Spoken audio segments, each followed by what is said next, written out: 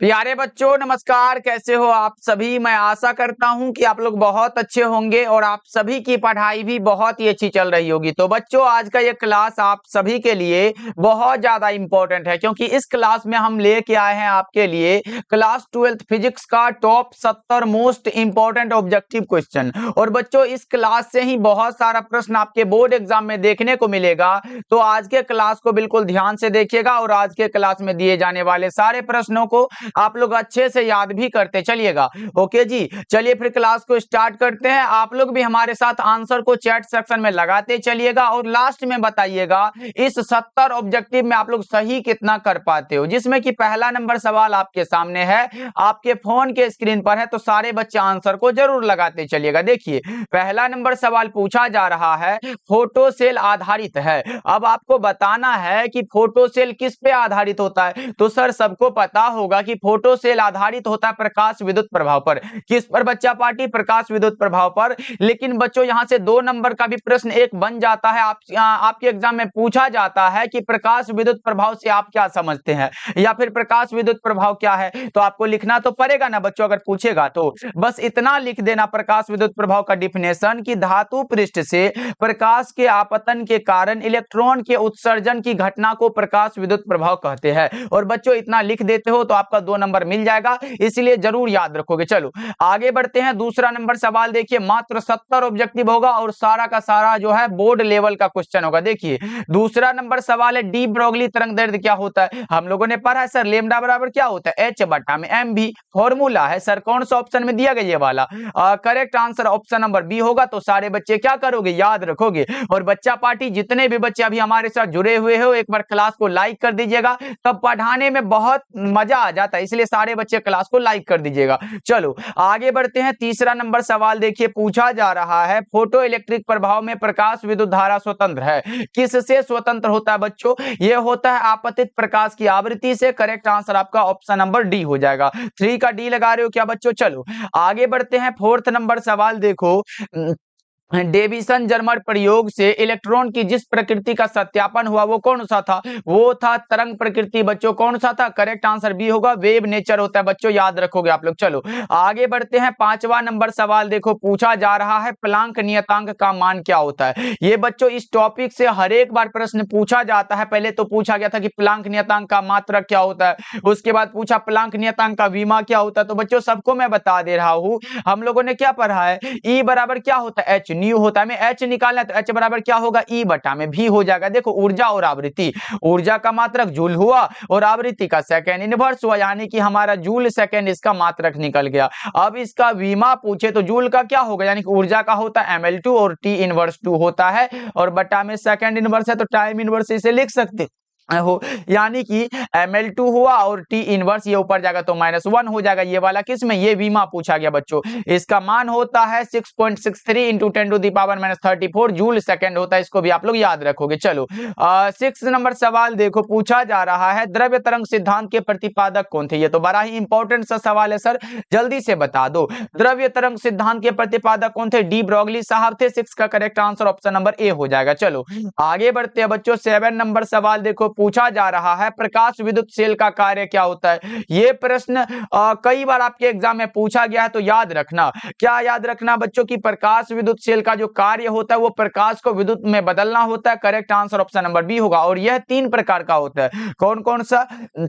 एक होता है प्रकाश उत्सर्जक सेल, दूसरा होता है प्रकाश वोल्टीय सेल, और तीसरा होता है प्रकाश चालकीय सेल। ये तीनों को याद रखना, ये इसका प्रकार होता है। चलो आगे बढ़ते हैं। 8 नंबर सवाल देखो, ये रहा आपके सामने, नाभिकीय रिएक्टर में मंदक का कार्य क्या होता है। नाभिकीय रिएक्टर में मंदक का कार्य न्यूट्रॉनों की गति को मंद करना। क्या है बच्चों?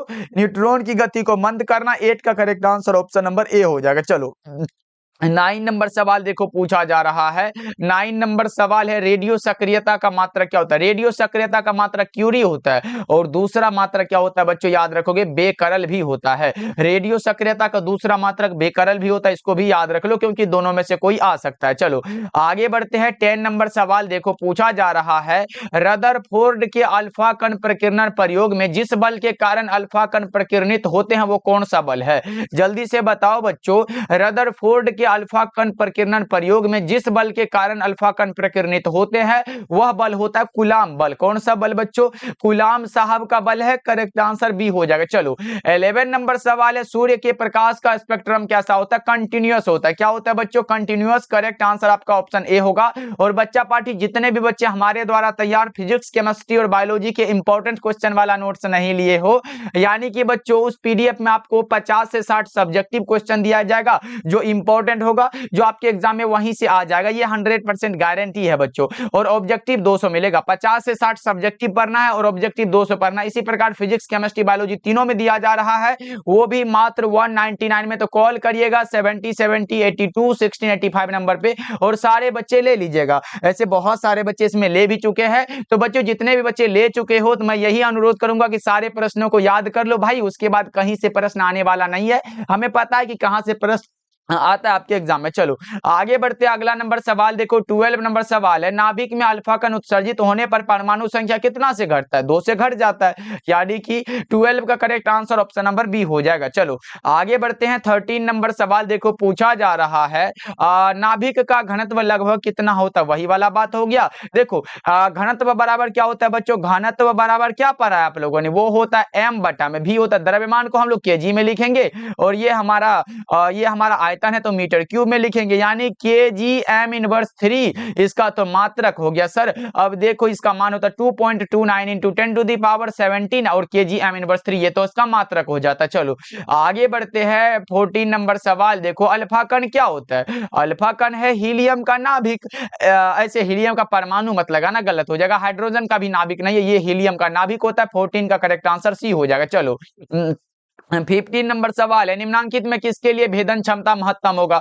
भेदन क्षमता महत्तम गामा किरणों के लिए होता है। किसके लिए बच्चों? गामा किरणों के लिए। राइट आंसर आपका ऑप्शन डी होगा। सारे बच्चे क्लास को लाइक करते चलना। हमारे साथ पहली बार जुड़ रहे हो और डेली क्लास करना चाहते हो तो शाम के 6 बजे और शाम के 8 बजे तैयार रहिएगा। चलो आगे बढ़ते हैं। 16 नंबर सवाल देखो, निम्नलिखित में कौन मूल कण नहीं है? Which of the following is not a fundamental particle? Fundamental particle alpha कण नहीं होता है बच्चों।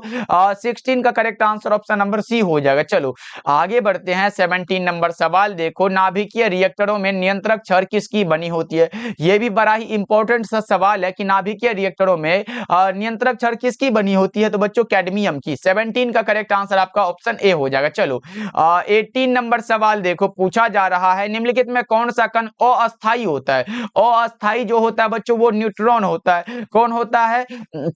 न्यूट्रॉन अस्थायी होता है, इसलिए 18 का करेक्ट आंसर आपका ऑप्शन ए हो जाएगा। चलो 19 नंबर सवाल देखो, जितने समय में किसी रेडियो एक्टिव पदार्थ की राशि अपने प्रारंभिक परिमाण की आधी हो जाती है उसे क्या कहते हैं? उसे बच्चों हाफ लाइफ कहते हैं। क्या कहते हैं? अर्धायु कहते हैं। राइट आंसर आपका ऑप्शन नंबर बी हो जाएगा। ध्यान में रखना बच्चों, ये सब प्रश्न जो है 2 नंबर में भी पूछा जा सकता है कि अर्धायु क्या होता है, तो आपको लिखना पड़ेगा। चलो आगे बढ़ते हैं। 20 नंबर सवाल देखो, पूछा जा रहा है, नाभिक में न्यूट्रॉनों की संख्या क्या होती है?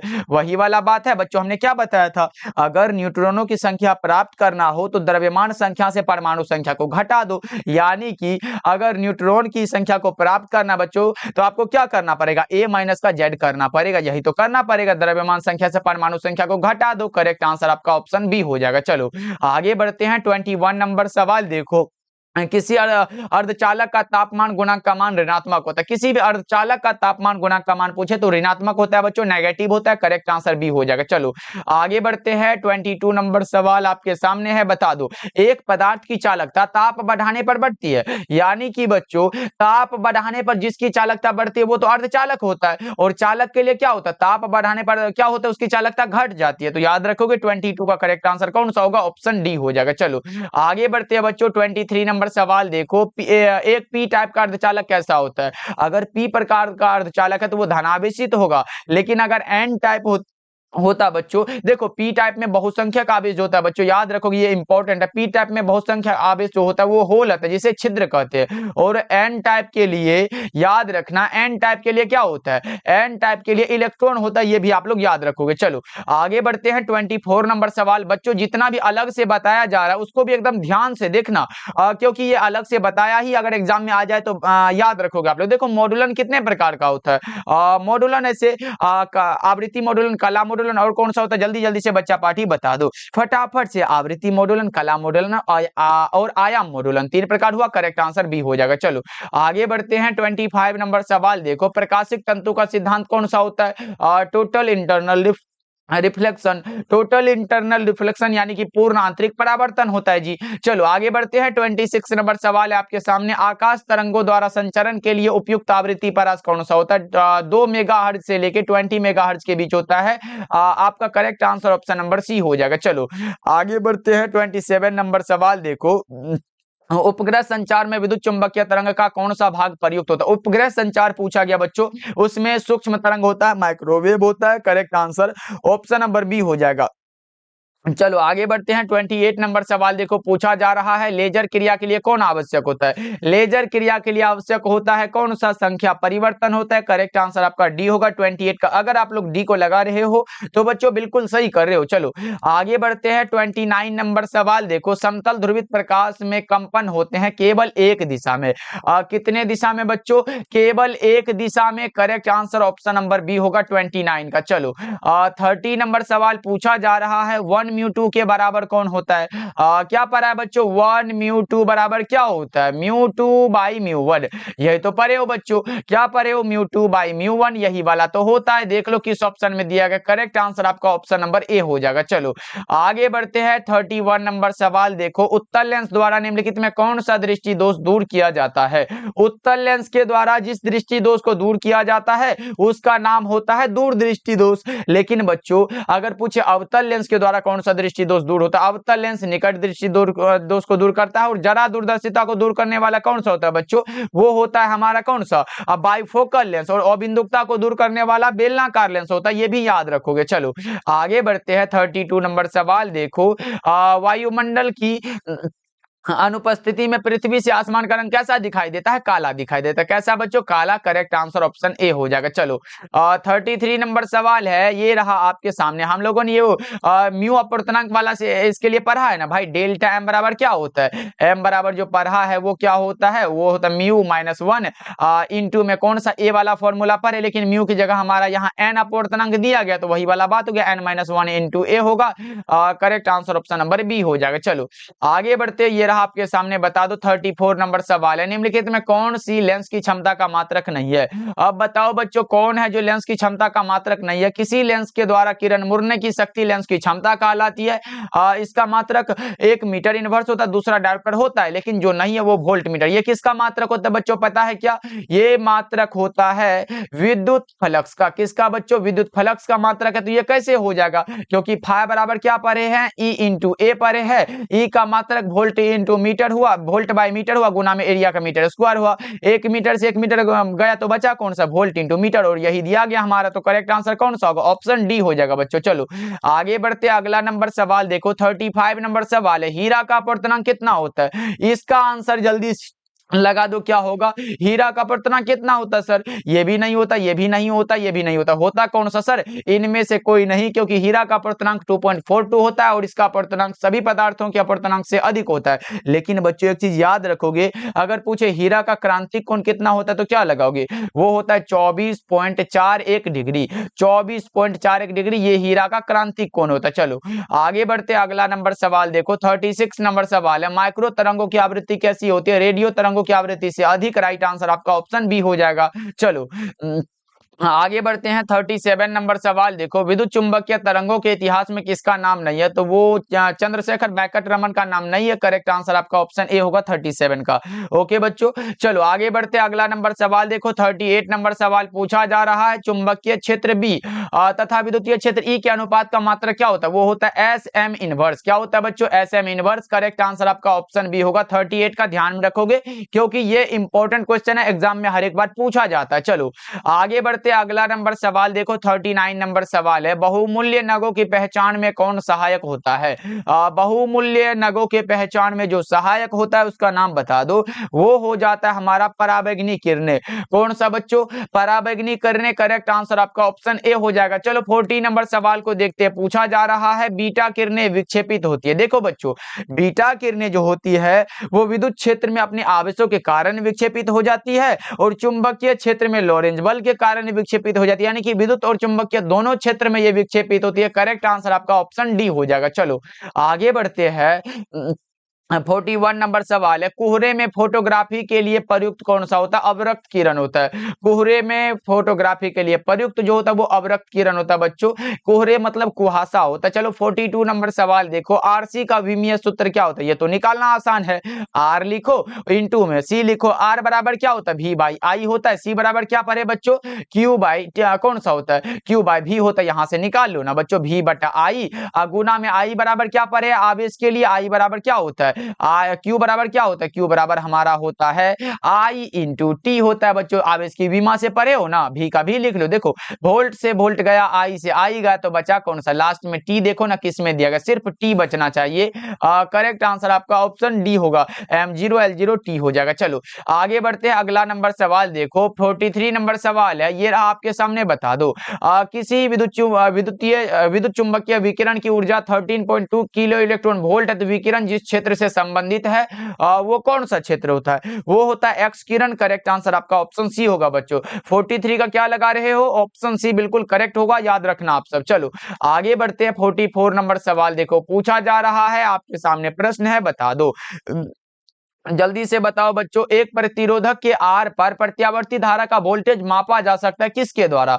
वो मापा जा सकता है एक तप्त तार वोल्टमीटर के प्रयोग द्वारा। करेक्ट आंसर आपका ऑप्शन बी हो जाएगा। चलो आगे बढ़ते हैं, 45 नंबर सवाल देखो, वह यंत्र जो विद्युत ऊर्जा को यांत्रिक ऊर्जा में बदलता है उसे क्या कहते हैं? वह यंत्र जो यांत्रिक ऊर्जा को विद्युत ऊर्जा में बदलता है। देखो पहले अगर यांत्रिक ऊर्जा को विद्युत ऊर्जा में बदलता तो उसे हम लोग डायनेमो कहते थे, लेकिन अगर विद्युत ऊर्जा को यांत्रिक ऊर्जा में बदल रहा है तो वो मोटर हो जाएगा।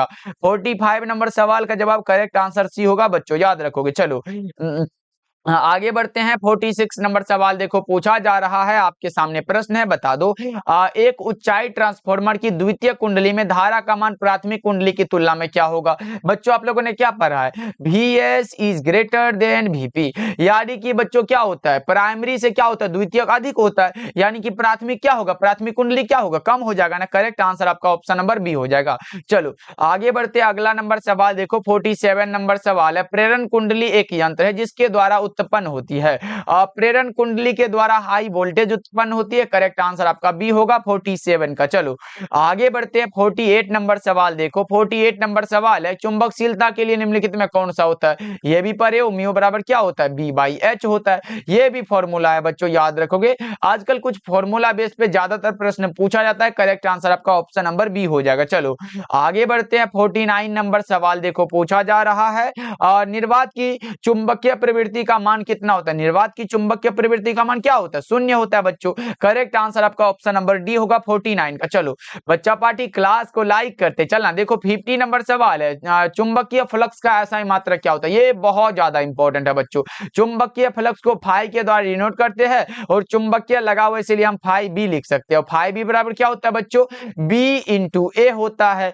अब देखो यहां से अगर करते हो बच्चों, बी का मात्रा क्या होता है? वेबर, अब बटा में मीटर स्क्वायर हुआ, गुना में एरिया का मीटर स्क्वायर हुआ, मीटर स्क्वायर से मीटर स्क्वायर गया तो बचा कौन सा? वेबर बचा ना भाई मेरे।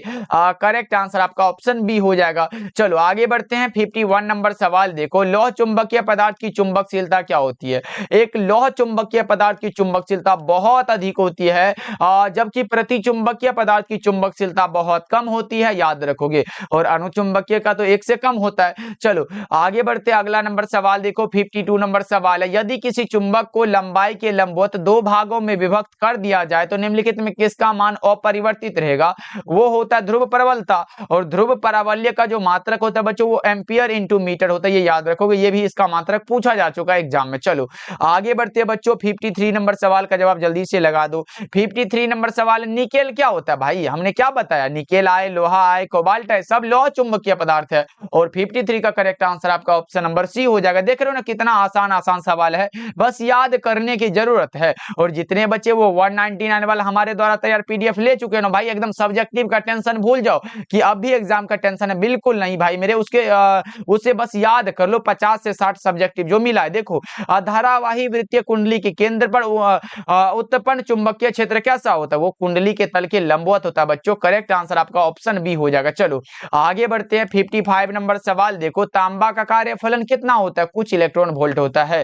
तांबा का कार्यफलन कुछ इलेक्ट्रॉन वोल्ट होता है। 55 नंबर सवाल का जवाब करेक्ट आंसर ए हो जाएगा। चलो 56 नंबर सवाल देखो, किसी परिपथ का वह गुण जो विद्युत ऊर्जा को उष्मा में बदल देता है। देखो विद्युत ऊर्जा को उष्मा में बदल रहा है, वो कौन सा होगा? अगर विद्युत ऊर्जा को यांत्रिक ऊर्जा में बदलता तो वो हम मोटर कह सकते थे, अगर यांत्रिक ऊर्जा को विद्युत ऊर्जा में बदलता तो वो डायनेमो कह सकते थे, लेकिन यहाँ विद्युत ऊर्जा को उष्मा में बदला जा रहा है जो कि प्रतिरोध होता है। करेक्ट आंसर आपका ऑप्शन डी होगा। प्रतिरोध के लिए आर बराबर क्या पढ़े हो बच्चों? भी बाई आई होता है। यहां से अगर कहते हो तो भी बराबर क्या होगा? आई इंटू आर हो जाएगा। इसका मात्रक क्या होता है बच्चों? इसका मात्रक ओम होता है, ये भी आप लोग याद रखोगे क्योंकि यहां से निकालते हो तो 1 ओम बराबर पूछा जाएगा। 1 ओम बराबर क्या होता है? वो होता है 1 वोल्ट पर एम्पियर। ये भी याद रख लो बच्चों, ये तो हर हाल में याद रखना। पूछेगा 1 ओम के बराबर कौन होता है? 1 वोल्ट पर एम्पियर होता है। चलो आगे बढ़ते हैं। 57 नंबर सवाल देखो, कूलम पर वोल्ट किसका मात्रक होता है? बड़ा ही आसान है भाई मेरे। सी बराबर क्या पढ़े हो? क्यू बाई भी पढ़े हो।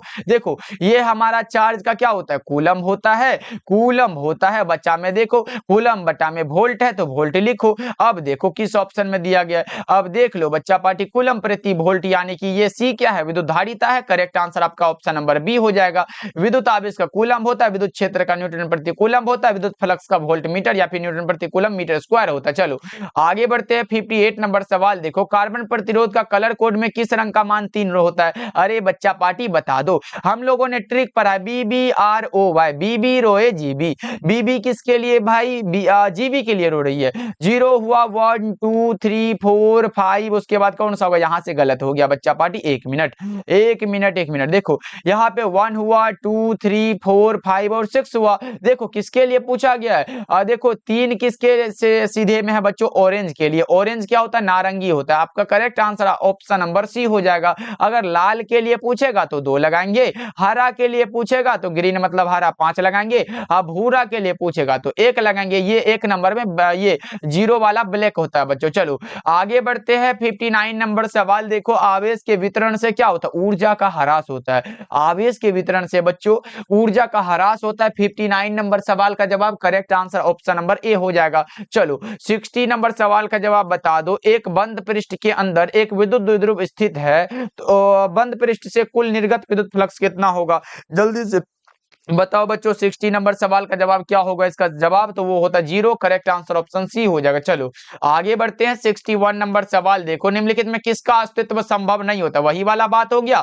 Q बराबर क्या पड़े बच्चों? Ne। देखो n क्या होता है? एक नंबर है, जैसे 1 हुआ, 2 हुआ, 3 हुआ, 4 हुआ, 5 ऐसे करके। और इलेक्ट्रॉन का चार्ज कितना होता है? 1। यहाँ पे लिखो कितना होता है बच्चा पार्टी? 1.6 इंटू 10⁻⁻19 कूलम होता है। तो देख लो ये होता है, कभी भी ये हम आधा नहीं कर सकते, इसको आधा नहीं कर सकते, यानी कि इसे पॉइंट में नहीं लिख सकते बच्चों।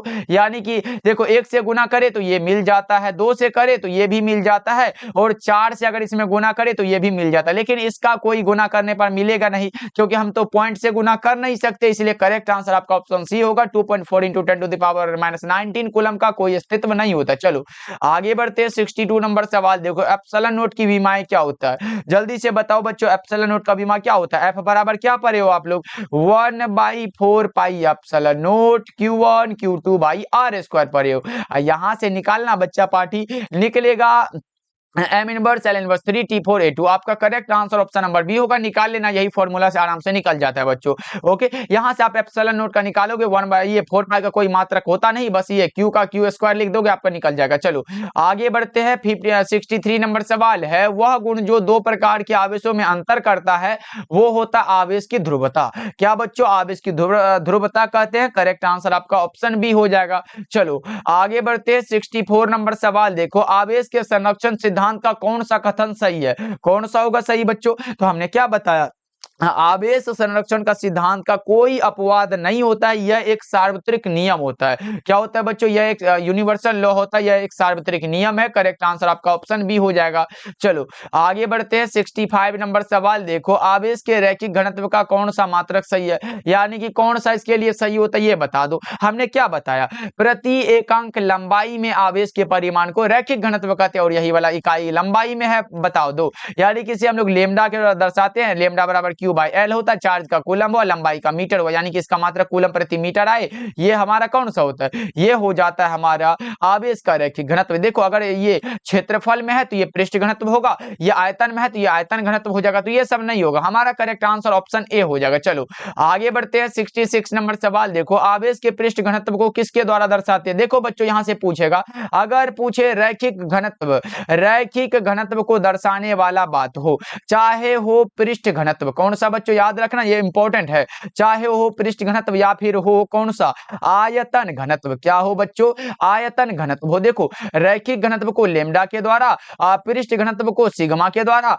और ये आयतन घनत्व को रो के द्वारा। देख लो कौन सा पृष्ठ घनत्व है तो सिग्मा लगा दो, किस ऑप्शन में दिया गया, करेक्ट आंसर ऑप्शन ए होगा। ये हमारा कौन सा होगा, ये आयतन घनत्व होगा, ये कौन सा होगा बच्चों, ये रैखिक घनत्व होगा, और एप्सिलॉन नॉट यानी कि परमिटिविटी पूछा गया तो ये सब तो नहीं होगा। चलो आगे बढ़ते अगला नंबर सवाल देखो 67 नंबर सवाल है, विद्युत द्विध्रुव आघूर्ण का सूत्र क्या होता है बच्चों, जल्दी से बता दो। P बराबर क्या पर है, Q इंटू L पर है, जिसका मात्रा क्या होता है, कूलम इंटू मीटर होता है, और दूसरा मात्रा वो होता है डे बाई। ये भी आप लोग याद रखना क्योंकि ये आ सकता है आपके एग्जाम में, तो छोड़ के नहीं आओगे आप लोग। ओके बच्चों चलो आगे बढ़ते अगला नंबर सवाल देखो, पूछा जा रहा है 68 नंबर सवाल। जस्ट हमने बताया विद्युत द्विध्रुव आघूर्ण का मान किस पर निर्भर करता है। देखो बच्चों अभी हमने जस्ट क्या लिखा, P बराबर क्या होता है, Q इंटू डी लिखा है। देखो यहाँ चार्ज भी है और दोनों आवेश के बीच की दूरी भी है, यानी कि आवेश तथा उसके बीच की दूरी पर निर्भर करता है। करेक्ट आंसर आपका ऑप्शन सी हो जाएगा। देख रहे हो ना भाई, फॉर्मूला याद होना चाहिए, एकदम सारा कुछ आसानी से बन जाएगा। देखो अब है कि लॉरेंज बल के लिए कौन सा सही है, लॉरेंज बल के लिए कौन सा होगा,